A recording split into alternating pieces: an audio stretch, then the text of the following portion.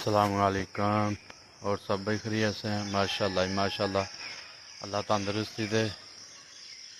अल्हम्दुलिल्लाह फजर नमाज बाजमात अदा करके कब्रस्तान जी थोड़ी बड़ी डेंजरस किस्म की हो गई थी। बड़ा घाह चढ़े दा मस्जिद दे नाल है। अगले दिन भी ये सप्प वड़ गया ही मस्जिद च। दिल है कि थोड़ी जी सफाई कर छड़ी मस्जिद आले दुआलों सप्पां दा परहेज रहे। मैं चलो यार थोड़ी जगह साफ की है तो इंशाल्लाह सारी जगह साफ करने।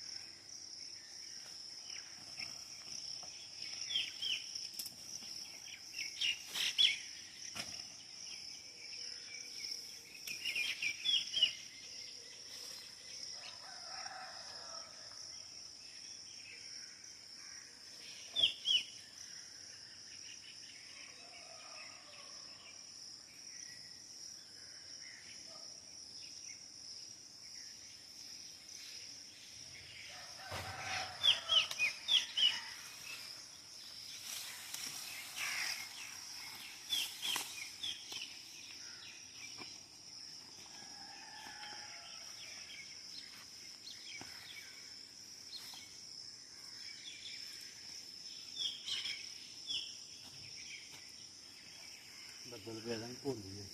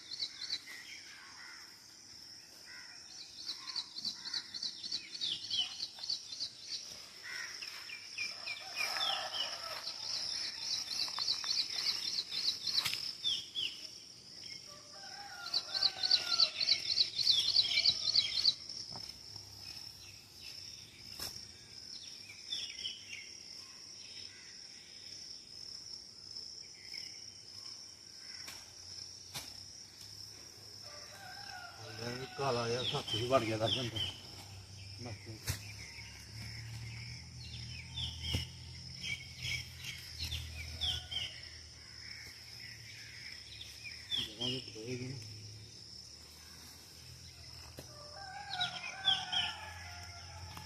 दो चार दिन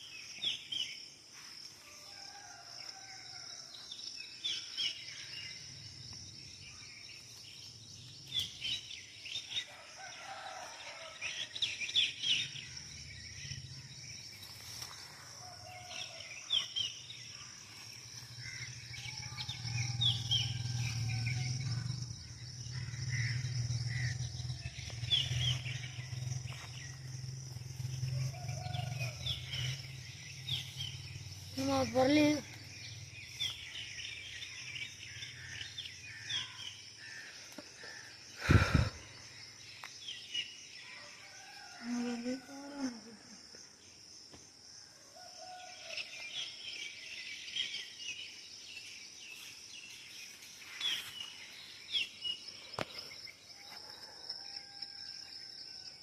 लो जी माशाल्लाह काफ़ी सारी है ते इंशाल्लाह इनू पुट्टन लगा हूँ पुट्टांगे इंशाल्लाह 1-2 दिन च जेह्ड़ा ना ख़त्म करांगे।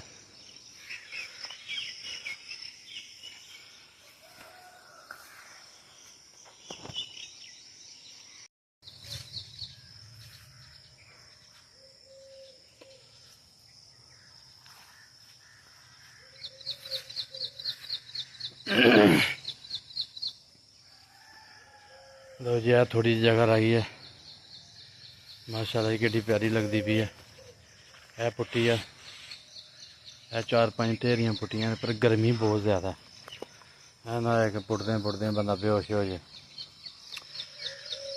लो जी माशाल्लाह काफ़ी सारी जगह पुट्टी है देख लो नच गया जे बहुत ज़्यादा गर्मी है।